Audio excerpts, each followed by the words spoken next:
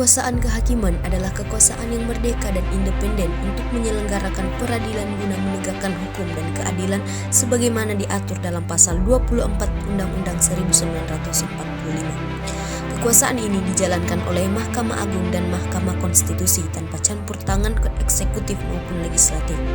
Tujuan utama kekuasaan kehakiman adalah menjamin terlaksananya hukum secara adil, melindungi hak asasi manusia, serta mewujudkan kepastian hukum bagi seluruh warga Indonesia. Struktur sistem peradilan di Indonesia.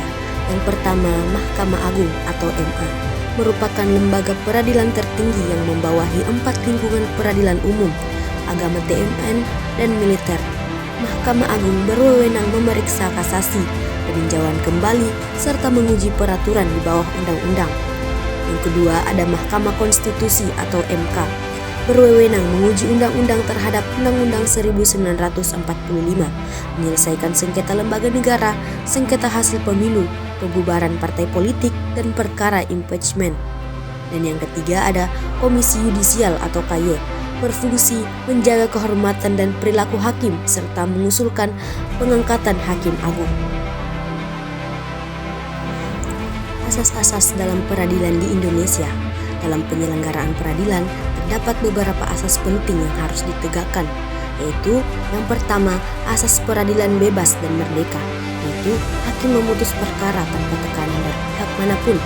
Yang kedua, asas sederhana, cepat, dan biaya ringan agar masyarakat mudah mengakses keadilan.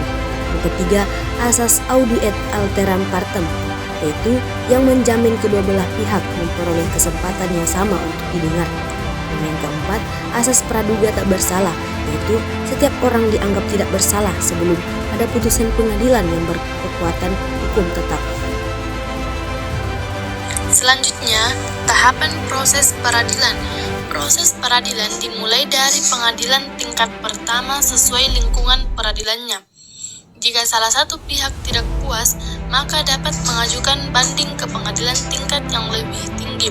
Selanjutnya, dapat ditempuh kasasi ke Mahkamah Agung dan dalam keadaan tertentu dapat diajukan peninjauan kembali atau PK sebagai upaya hukum luar biasa.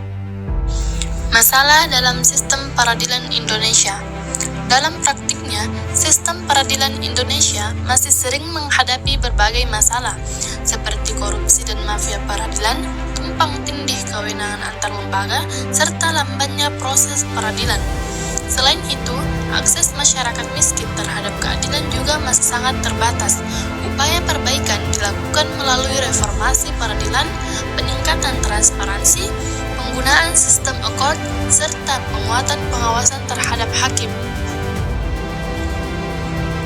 Adapun contoh kasusnya, pada umumnya sistem peradilan menangani berbagai macam perkara seperti korupsi di peradilan umum, sengketa waris di peradilan agama, sengketa administrasi di PT UN, pelanggaran TNI di peradilan militer, serta sengketa hasil pemilu di Mahkamah Konstitusi. Kesimpulannya, kekuasaan kehakiman memiliki peran yang sangat penting dalam menegakkan hukum dan keadilan. Dengan sistem peradilan yang independen, berjenjang, dan berlandaskan asas keadilan, diharapkan tercipta kepastian hukum serta perlindungan hak-hak masyarakat secara adil dan merata.